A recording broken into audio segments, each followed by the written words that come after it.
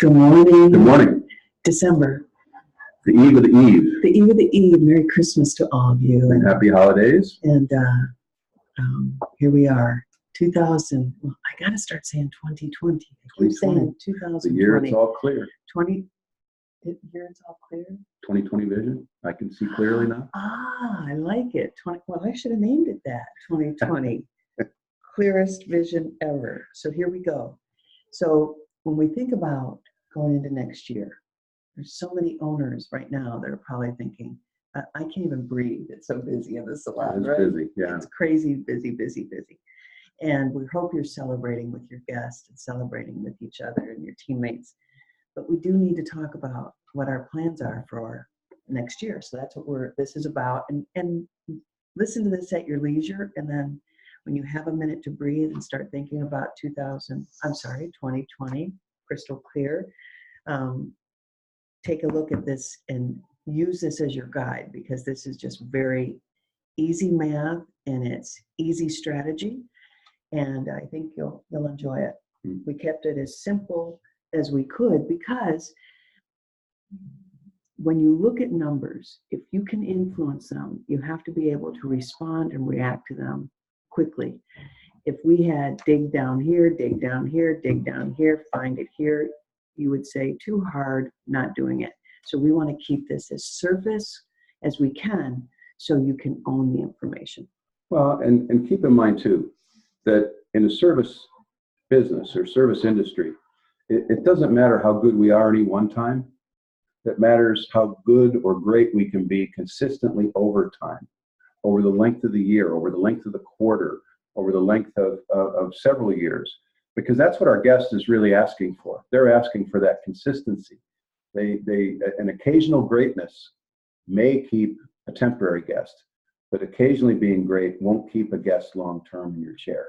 We've been going through a lot of medical things in our house, just craziness. You know, my mother's 87 right now, and we have things that we're going through, new disciplines that we've had to incorporate into the family, like full-time oxygen right now, and every day we have to look at our weight. Every day we have to look at our oxygen levels. We have PT, physical therapists coming in. We have home health care coming in, and they're always doing her vitals because they need to respond.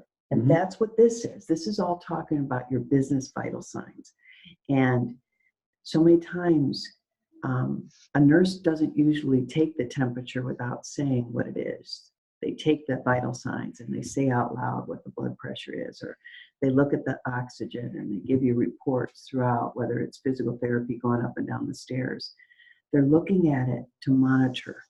And sometimes we're doing so much busy work that we're not checking our business vital signs. And we have vital signs to allow us to know how to plan for next year, right? So when you look at the first slide, we want to look at, before we start, we need to look at what happened in 2019, what happened in 19 compared to 18. But we want to look out and say, okay, let's evaluate. Really just take time, take ourselves out for coffee or lunch and sit down and just absorb and find out what the stories are telling us. Every employee has a story and the business has a story. So we're going to celebrate the things that went well. This is kind of looking at Olympic thinking in a different way too, but we're going to celebrate what well. And then where are our opportunities? 2019 proves what? So we're looking at the projections versus the actuals. Did we project in 2019, and how close did we come to it? Overall and per team member, per chair, per division. And we'll go more into that as we get going. And the reason why we evaluate is because of the premise that says, to the degree that we deliver extraordinary service, our guests will trust us with more of their money. It's impossible to prove that we are delivering extraordinary service if it does not reflect in our per guest numbers. So that's why we check, we evaluate. I think the other thing to evaluate is what was your staffing? What staffing did you plan for? What staffing was unplanned for? And how'd you start the year and how'd you finish the year? And we're going to do that all in the slides, because you have to know, oh, I need my calendar. And it's at home, never mind. We'll be able to talk about that. Shoot, that's my fault. Okay, so when you look at the examples of overall and per week, remember, I've said this before, distribution, we look at 12 months of the year, but salons look at 52 weeks. And you want to see what those overall dollars are. What are you averaging per week? What is your service dollars, the take-home dollars? Right here, these are your vital signs. The last one is optional, but all the rest are not. So we're looking at our overall dollars, what were our service dollars, our take-home dollars, guest count, total dollar per guest average, service dollar per guest average, take-home dollar per guest average, and our reschedule percentage. And like I said, the chemical one is optional. We've got salons looking at that because your chemical percentage, if it fluctuates, that's really going to affect your service dollar per guest too, because we know that chemical services are more costly than just grooming services. So let's start with that. Now, when you look at 52 weeks in the year, what is your busiest weeks? What were they? What was your busiest quarter? Did you ramp up? Were you prepared for it? Or is it just a surprise like, wow, we did 8,000 this week?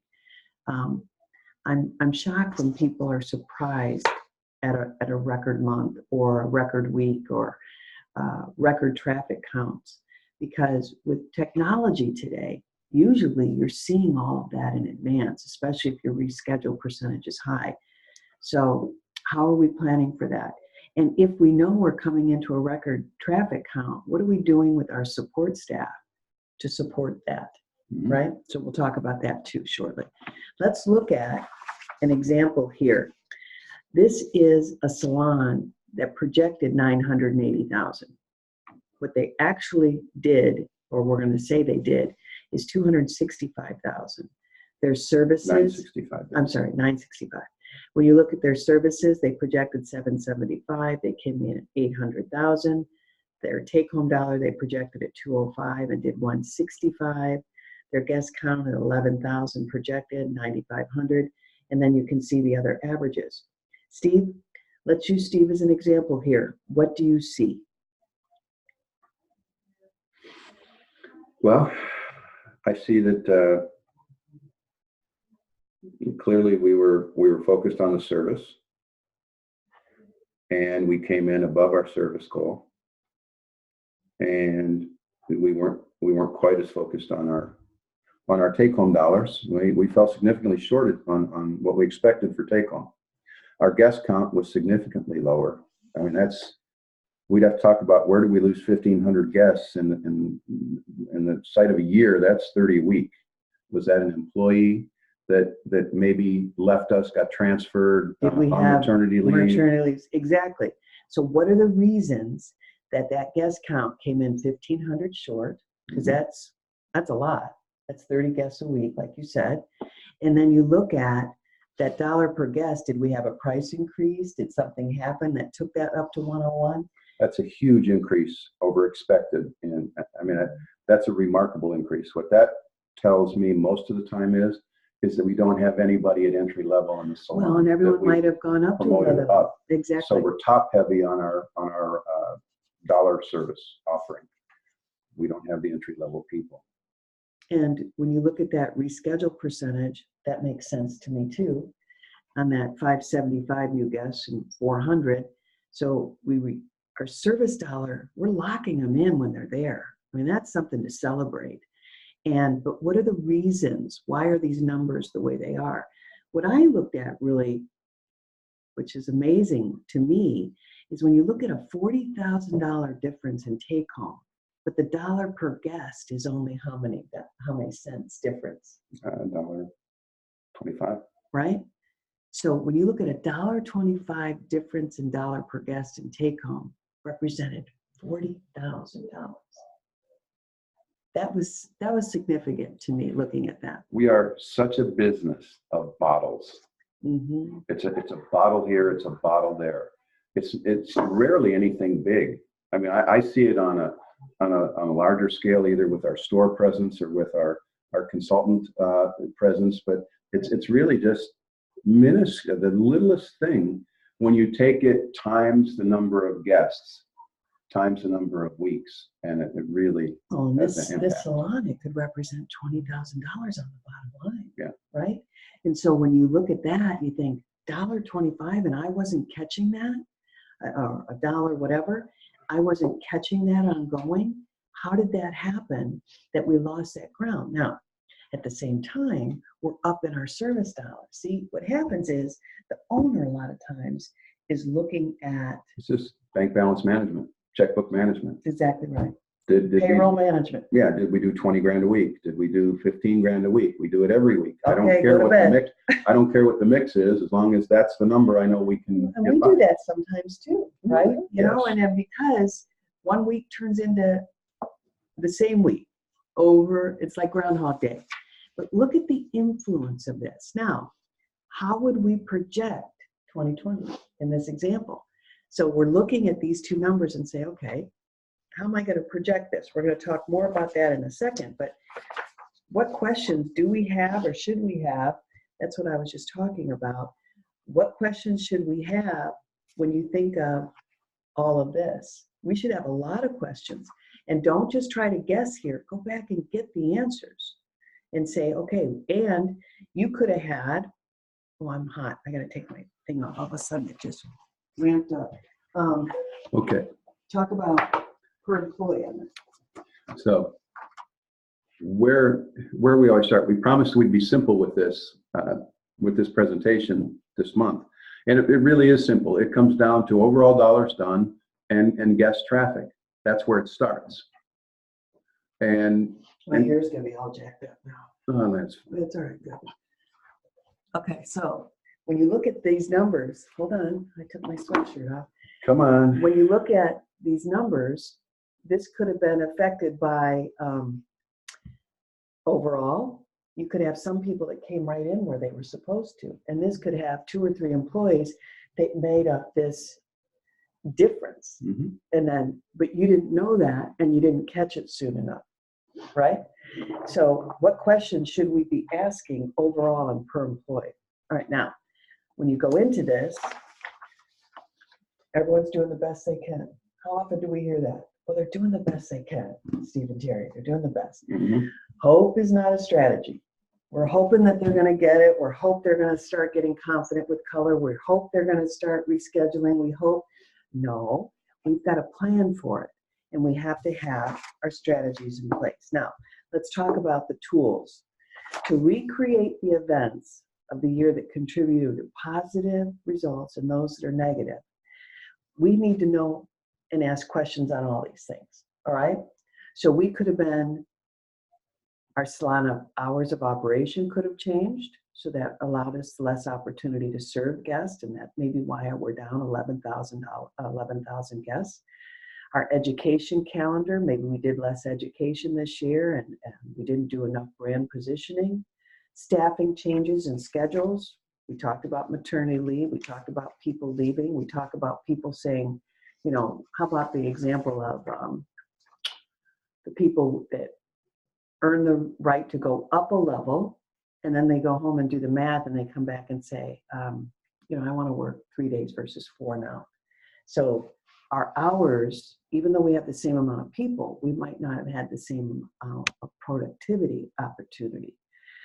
Change in price increase, maternity leaves, change in product mix. Maybe we launched a different line and that affected our take home because people don't feel confident yet. Our leadership changes always play a role in that. Our social media efforts and maybe changes. Maybe we've been so busy as the owner that we haven't been marketing the salon or doing as much as we did at first. Social media is kind of funny. It almost has this, what do you want to call it? Honeymoon phase, right? And it jumps in and, oh, we love it, love it, love it. And all of a sudden, hey, we don't like that anymore. Well, our staff might think it's an extra step of service, but our customers love seeing that connection with the people that they do business with. Especially if it's done right. But the thing about that is it's just like that phrase about it doesn't matter how great we are any one time, it matters how great we are over time. Social media is the greatest example to that. It's the consistency of posting. It's the consistency of posting true to what your brand is that over time makes the big difference. It's not that you had a great post 3 or 4 times a year. It's that you had great posts regularly. So we could have done system enhancements, right? When did that create maybe a little bit of a break? We've had people that have gone from Millennium to Mevo. We've had people go from softwares and had upgrades, and they say the expectations weren't there and they've had problems. So you had system enhancements, maybe software upgrade that challenged the business. Here's one thing I want to say about software upgrades. If you do any kind of a software change, the fact that your data doesn't come over isn't an excuse to not have Good information. Comparative numbers from previous year.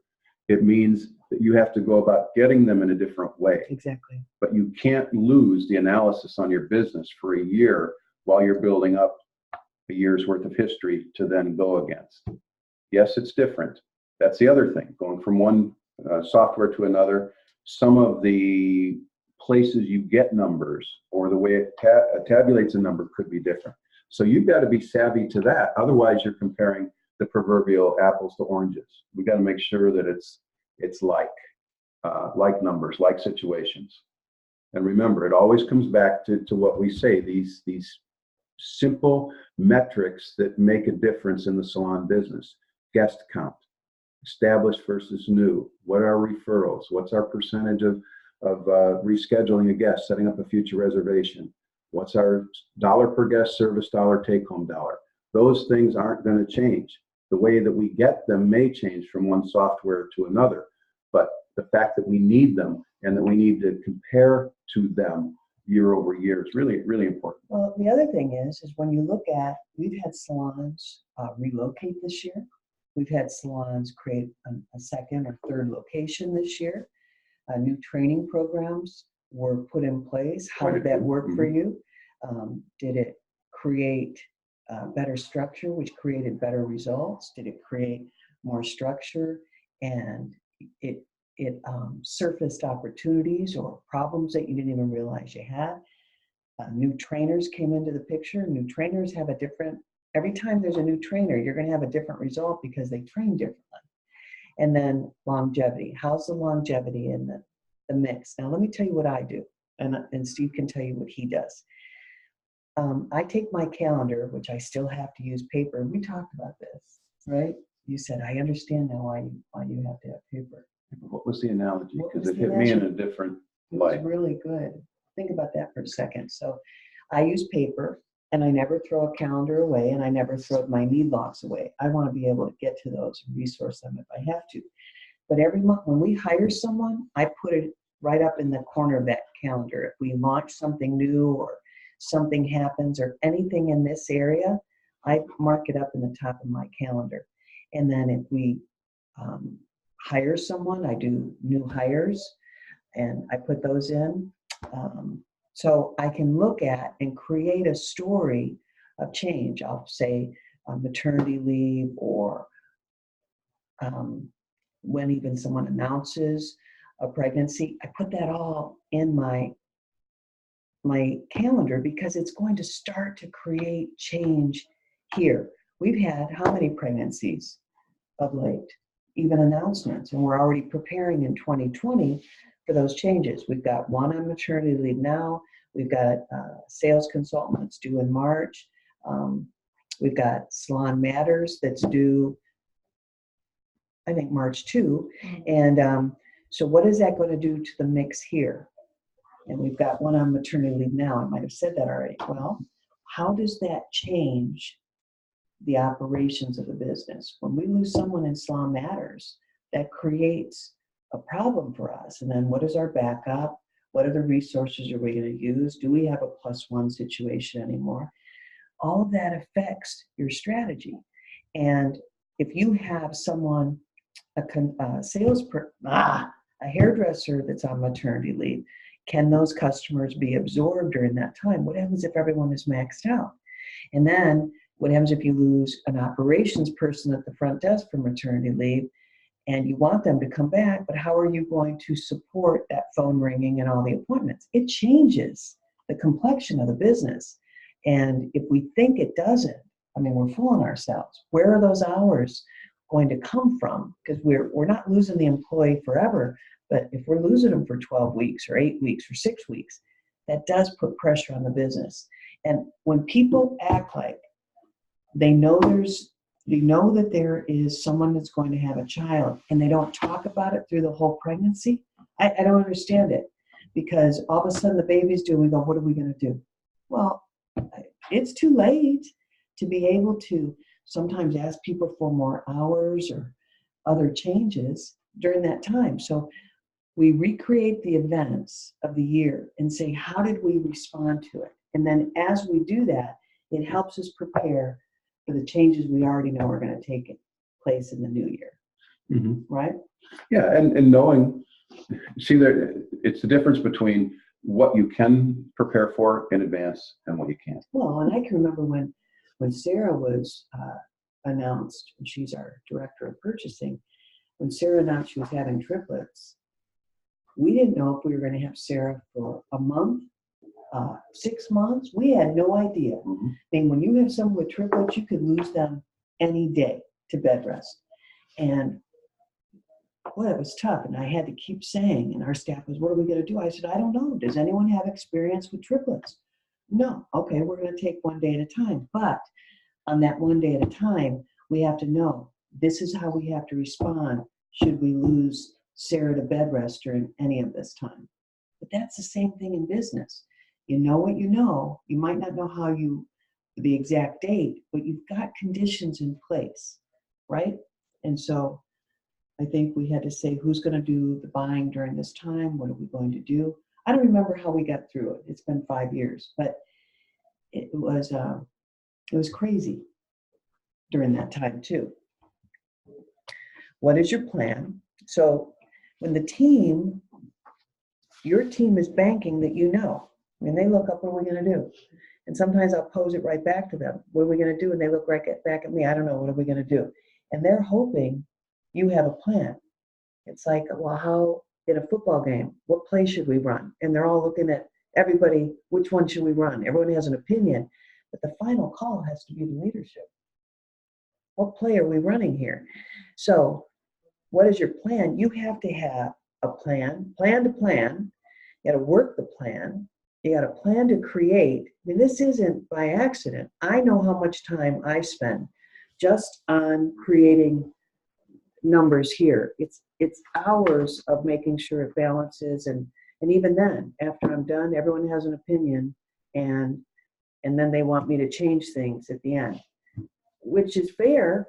But after you put all that work in it, you think, oh, why didn't someone jump in and give me some ideas while I was doing it? Plan to evaluate, you have a plan to celebrate, you got a plan to shift. How are we going to shift on this? Plan to bench people, right? Some people might have to be pulled out of the equation, and plan to add talent. All that takes time. And what's the biggest excuse? No time. No time. Everyone uses the thing as no time. And especially when you're the owner, don't have to answer to anyone, and you're not accountable to anyone, you can put this off. And this is the hardest thing, because usually owners, entrepreneurial, creative people have the plan all in their head. And they don't know how to put that down, pass it out, and say, this is what I need from you, right? And that doesn't mean you don't know your business. It's just you're not letting enough people in to help you with it, right? Who do you need to bench right now? And when we hear conversations, after you, well, and I want to say this first, and then we'll go back. You should have specific expectations of what are you going to do. We handed ours out, and people weren't even shocked by it. Like, I can do this, right? Mm. In fact, they said I was too low. And it was a 10 or 11% increase, I think, overall. And I thought, okay, this is where I'm going to come in at. And they said, oh, we can do this. I think you're too low. Well, isn't that a wonderful thing to hear? So you say, okay, give us 40. But what are your expectations? Do you hand them out? Do you tell them this is how many guests we're looking from you next year? This is your dollar per guest. This is your take home. This is how many hours you'll be working. This is what you need to do. Your rescheduling rate. All those things in the quality control check, vital signs. And then how often are we discussing the expectations to the results? Mm-hmm. How often are we doing that? Now, when you look at most owners are upset with the outcomes. When they tell us all this, and this is the page we need to spend the most time on. And why don't you lead this? Because so the first one is, we talked about a little bit already, no time or time to coach. And I think that comes down to, like anything else, if you've ever either had someone that required more time in your family, an illness, a sickness, or you yourself all of a sudden, like when I had my knees replaced. So I was not working, but I had to find a way to get my work done. Yeah. It's amazing what we find time for, or the way we make time for certain things. Every time there's a funeral, right? Mm-hmm. Every time there's a funeral, everything stops and we make time for it. And that's the thing. They have to. The reason why we don't have time to coach is because we haven't valued it enough to make the time to coach. That's a good way of saying it. And it's the only way you can say it, because if something were to come up, a family member took ill and needed you to be by their bedside, you would do it in a heartbeat. We do that stuff every day. Mm-hmm. If all of a sudden there was a flood in the salon, you would find a way to conduct business. You'd find a way to take care of the problem. Mm-hmm. And you'd find that time that you didn't have to pay attention to that.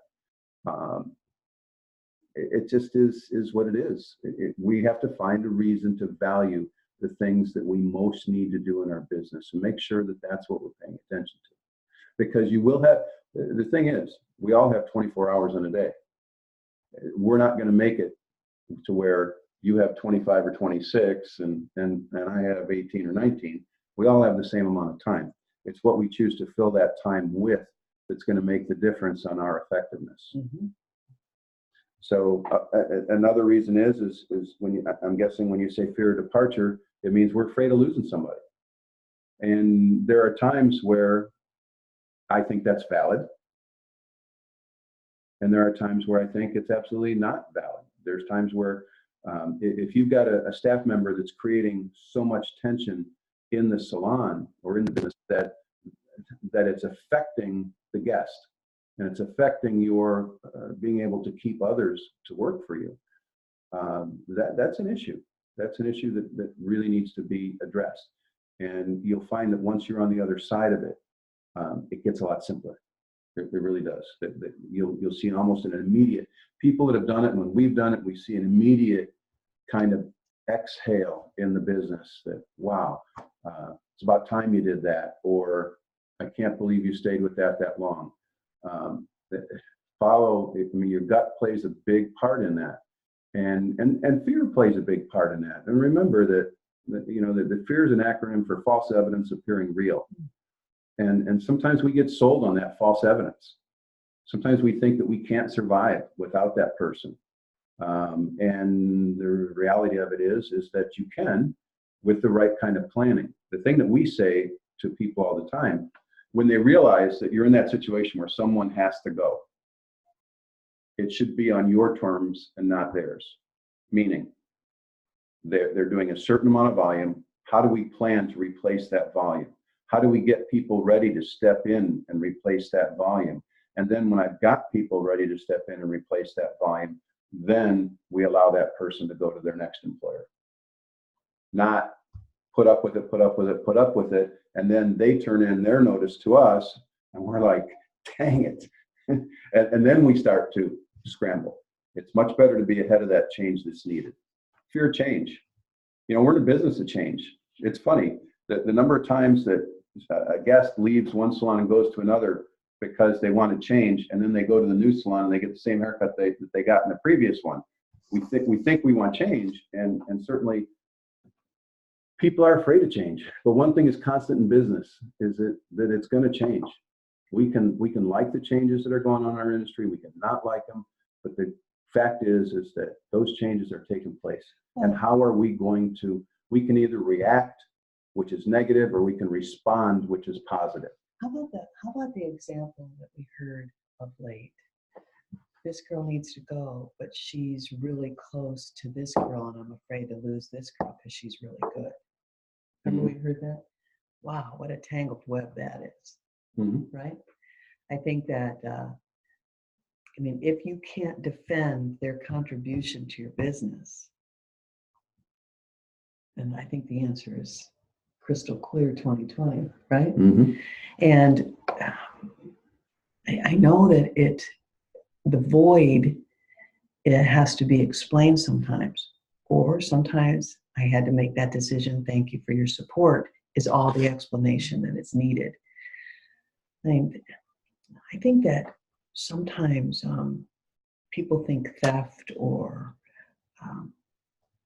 drug abuse or something that happens is obvious. They need to be terminated immediately and everything. But when it's disruptive to the operation, when you are being sabotaged,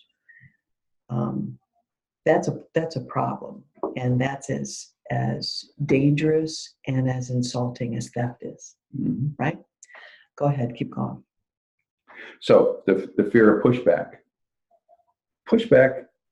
can be real. Sometimes pushback is what makes us refine the plan to another level. I think it helps you explain it better, teach it better. Yeah. But to be surprised if you get pushback's going to happen.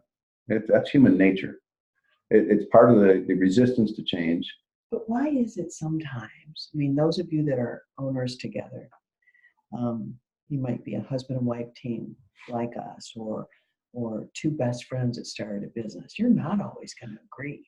The hardest part about business is you're so passionate about your beliefs that in a marriage, it's taken more personally, of course. You know, I can disagree with Brian, and I'm not going to feel that if he disagrees with me. But if Steve disagrees with me, you know, it's a different, it's different. You feel like you should, because we're married, we should always agree on everything. No, that's not going to happen. And even in a partnership, that's not going to happen. But to go back and be able to defend without sarcasm, defend without insult, why I believe this to be the case. We have this rule, it's kind of unspoken, that we don't move on something until we're both there. And I can tell you it creates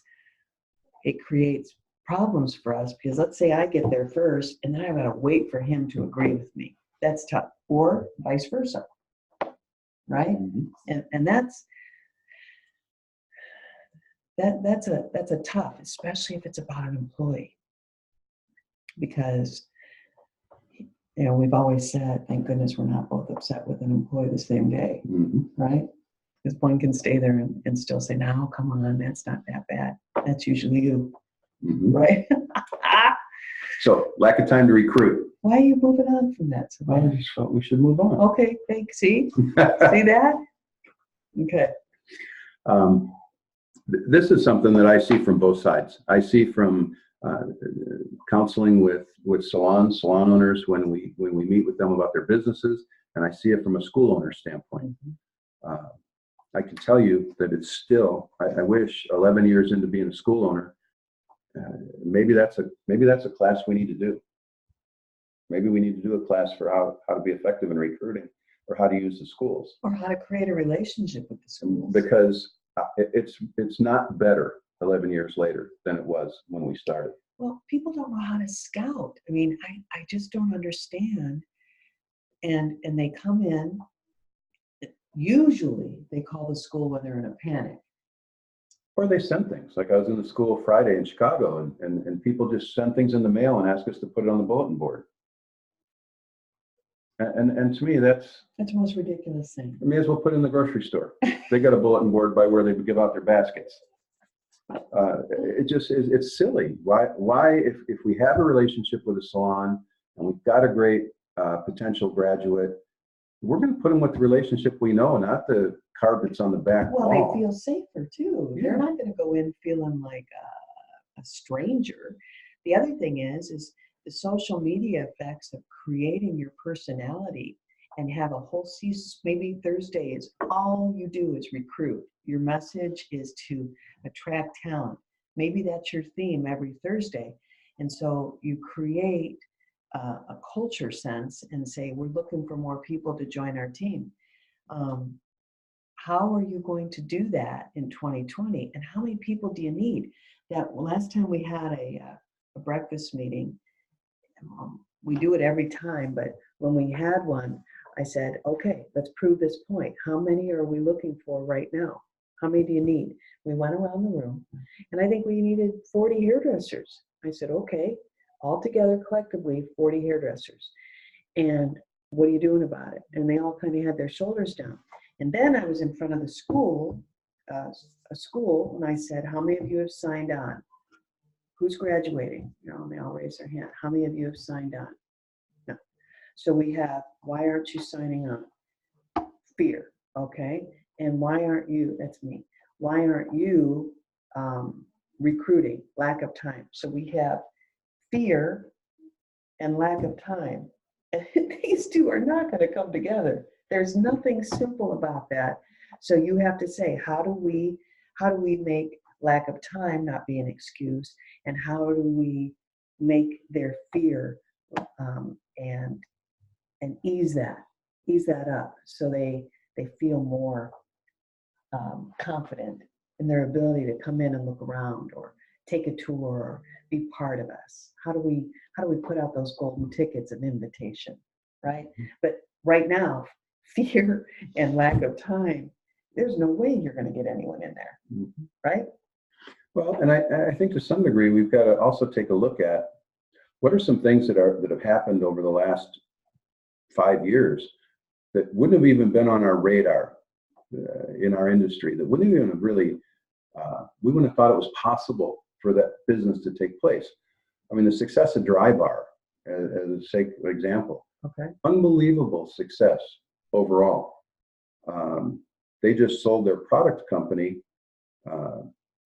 and believe this, whether you think a lot of Dry Bar or not, which I don't have any personal reference or personal relationship, but they just sold their product company to Helen of Troy, the tool company, for $234 million. Okay. Now, what I think happened. And it came from nothing. Right. Nothing. So look back on this and say, what is the weakest area in most salons? Blow dry. And because the customer thinks what? When the Dry Bar specialists. And or when they think exactly. they're rushing. Yes, when they think they're rushing and getting that hair done. Goodbye, thank you, have a good day.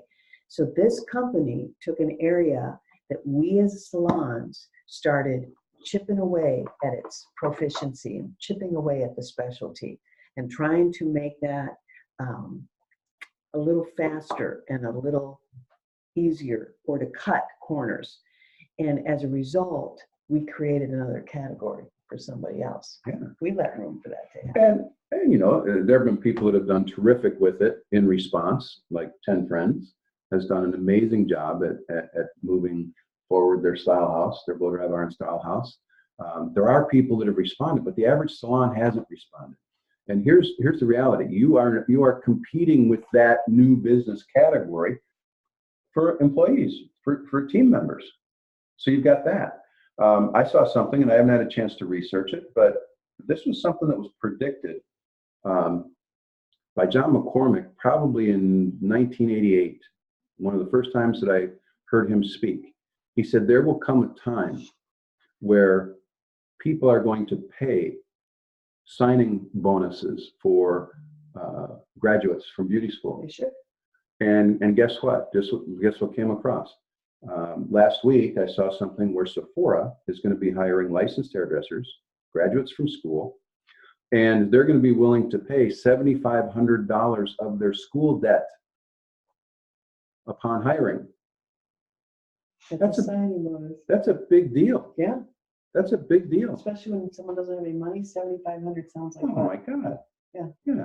Sounds like $1 million. Exactly. So the How are you reality, going to compete with that? that's the whole point. Right. You're going to compete with that through relationships. No, I'm sure there's a contract or something. Oh, absolutely. It would have to be. They're not just going to Exactly. throw away that money. But the reality is, it is, and it's a perception. There's other places. I think Hair Cuttery has a program that goes along with that. As usual, the business groups or the franchise groups move sooner into something like that than the average salon, the privately held salon. But what you need to think about is your only non-dollar response to that is relationship. Mm-hmm. Your only non-dollar. Everything else is going to cost you. And then it's how much. You know, it's the old, do you want to out Domino to be number one? Do you want to out Sephora? Do you want out Ulta? Do you want out Hair Cuttery? Or do you want to have a relationship with the school, a relationship with the students that are currently in the school? And the only way you gain in relationship is through time. It's time, and it's face time, and it's being there. And that's really where it's going to come from. Now, here's what I can hear back. Let's go back. This can be part of the pushback. Let's say we say we're going to institute that plan. Maybe our numbers, maybe our zeros are different. We don't know. But it could be a signing bonus. It could say towards your school debt. When we're too close to our staff, this is when you're going to, well, you didn't do that for me, right? You've got some Sephora employees right now that could say, well, you didn't do that for us, right? Right. But in Sephora, they could say, well, that happened in New York. Right. Right. And when we're close to people and rubbing elbows with them and celebrating their weddings and celebrating their babies and celebrating life with them, the pushback, we don't know how to respond to that because they know there isn't a New York office that made this decision. You, their boss, is making it. So you have to be able to defend it and say, I need more help here, right? And could you do a contractual agreement? I mean, if you're, I almost broke. When you look at, let's say someone's coming in and that entry level is going to, because of your stats, is going to do 40,000 this year.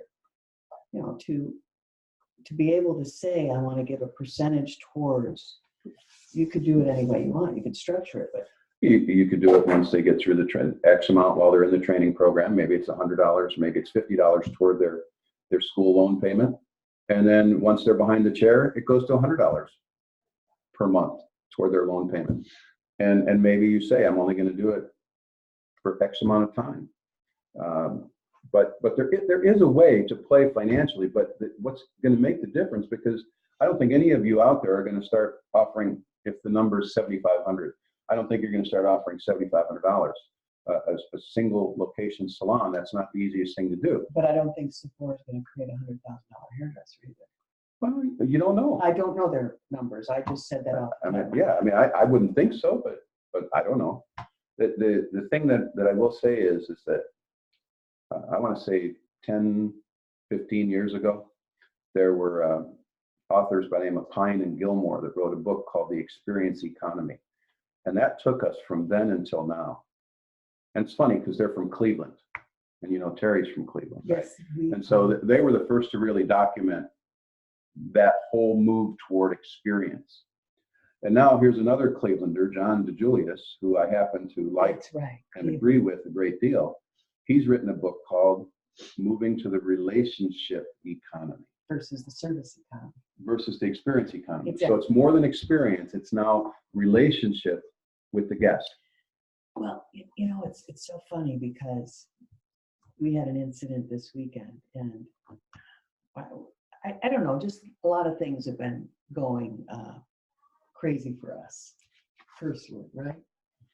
But we had to work with paramedics this weekend, and they were outstanding. Mm-hmm. I mean, that didn't come with ease. I mean, that that I was in the front of the ambulance, and that young man knew exactly how to speak to me and communicate with me to take my mind off of what was happening, and while going 80 miles an hour, right? And he was wonderful, and they were wonderful with you in the back, right? Mm-hmm. Just it created such peace in a situation that could have I been wouldn't call it peace. for me. No, for me. It was for you, though. Yeah, but it was better. But that didn't come by accident. That was all training Absolutely. and development and experience or Training and willingness to be trained. oh, I was so impressed with that young man, all of them. I mean, they were half our age, if that. Mm-hmm. And they did a great job with us. And then we got to the hospital and we had the same kind of care. But that's not coming by accident, right? Mm-hmm. How about lack of time to train and develop?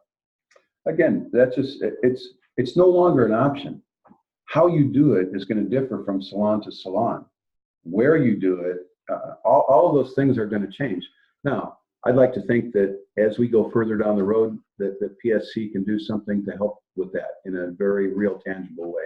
And I hope that's something that we introduce in the year of clear. But there's very difficult. It's difficult to train and develop.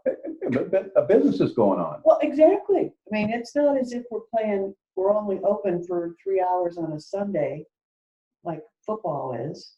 But we do pass up obvious times. The salon's not busy every minute it's open, and there is time, but we're not using it for that, or it's not part of our culture. Yeah, the big thing is as I say, if we owned a salon, you're not allowed to be in the back room because there's so much opportunity to learn right on the salon floor. Get out, team up with someone else.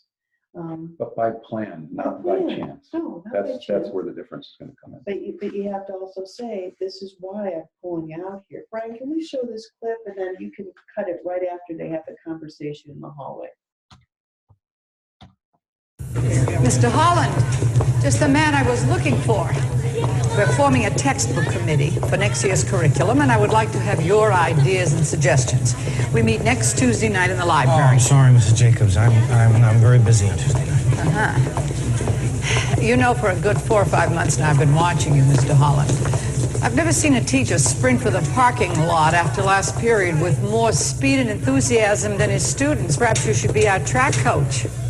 Mrs. Jacobs, I get here on time every morning, don't I? I'm doing my job the best I can. A teacher has 2 jobs. Fill young minds with knowledge, yes, but more important, give those minds a compass so that that knowledge doesn't go to waste. Now, I don't know what you're doing with the knowledge, Mr. Holland, but as a compass, you're stuck. So let's talk about that.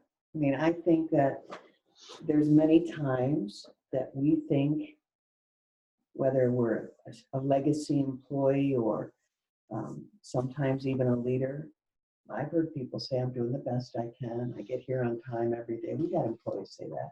Mm-hmm. But as a legacy employee, as an owner, what are we doing about the compass, right? We're giving them knowledge. I mean, so many times people will say, I taught them that. Well, you taught them that, but you didn't know how to teach them how to use it. There's a difference. And I think as hairdressers, there's times that we are teaching them how to cut hair. We're teaching them how to color. We're teaching them the technical skills. And sometimes maybe we even taught them a consultation, but we're not teaching them the compass on how to use those skills to give them lift off in their career. And I think that's the hardest part. And when she says, I don't know what you're doing with the knowledge, but with the compass, you're stuck. And I think a lot of salons are stuck on this too. That's true. Being stuck is what separates the great businesses from the rest. The great businesses aren't stuck. I'm reading a book right now by Simon Sinek called The Infinite Game. And just the way he describes the difference between a finite game, a game that has a beginning and end, and an infinite game, I'm trying to think of one of the examples he gave. It might have been Victronics, the company that does Swiss Army knife. And they talked about the fact that after 9/11, their sales absolutely tanked because they couldn't sell Swiss Army knives. And so what did they do? They went into backpacks and clothing and shoes and fragrance and all sorts of other things. And today their company, and very quickly their company was larger than it was before. And the thing is that he said that Victronics didn't manage for the month or the quarter or the year. They manage for the future. They managed for the next generation. Mm-hmm. And that's, I mean, they thinking generationally versus this year, it's so different. And it's so easy to talk about and so hard to do. So, you know, I think that's there as a challenge, maybe as an outside edge, is something to think about when we're stuck, maybe thinking about this week or this day or this month. But thinking, we expand. We expand the way we think about our business. And if you're ready for an interesting read, we've had a few for you on this webinar. So thank you. That is? That's kind of it. Oh, coaching, you know, I think is coaching off the expectation is having the right timing and the right rhythm to do it. I think you have to get in and you really have to stop yourself to do it. You can think you're going to get to it, like, oh, I got to correct that. She didn't do that very well. And, but you've just got to make it a priority. It's difficult to get in the rhythm of it and saying, what can you do, or what suggestions do you have? I've got owners that call 9 o'clock at night and say, I've got a situation in the morning, give me dialogue to use. Do we look at that as a interruption? Gosh, no. Those are some of the most fulfilling sometimes. Oh, and the other night I said, it must have been I can't remember what the call was, and the Miss America pageant was on, and Sonia called me and said, do you have a minute? I said, I'm watching the Miss America pageant with Mom. Can it wait till after, or do you want to talk to Steve right now? She goes, I'll wait till after. So I thought, it's a female conversation about one of her staff. And we talked after that, and she gave me a really good story. But that's what we're here for as a company, is to help you with that. Be that second, maybe voice of reason, or voice of doubt, or voice of that says, no, you're thinking the right way. Stay right there. You're on track. And address it this way. This is what I would do. No, we don't have all the answers, but collaborating, gosh, that's the most powerful, right? The collaboration is, give me the story. I have no emotional ties to this person like you do. I can be objective. Talk us through it and let us give our first reaction. This is a good one. What time we at, Brian? We're there. 11:03. Even though we started late, we're okay? About 7 minutes to the full hour. But we're okay. Hey, everyone. Merry Christmas. This is crazy, isn't it? Yeah, I can't believe it's December already. I know. That's what's really amazing. It's time to look toward the new year, and that's always has so much hope. Even though it's not a strategy, hope is an important part of the process. Hey, and Steve's okay. Nothing's wrong. Yeah. We thought we broke a hip, but we Ornery didn't. as ever. Ornery as ever, and listen. And he's so nice to the doctors. You should see him. Yes, sir. Hi. And when they're not in the room, he goes to me. Right? That's the way it should be. That's the way it is. Happy holidays, everyone. Great holiday season, and we can't wait to grow with you in the year to be clear. Crystal, yeah, the year to be clear. Bye. Thanks, Brian.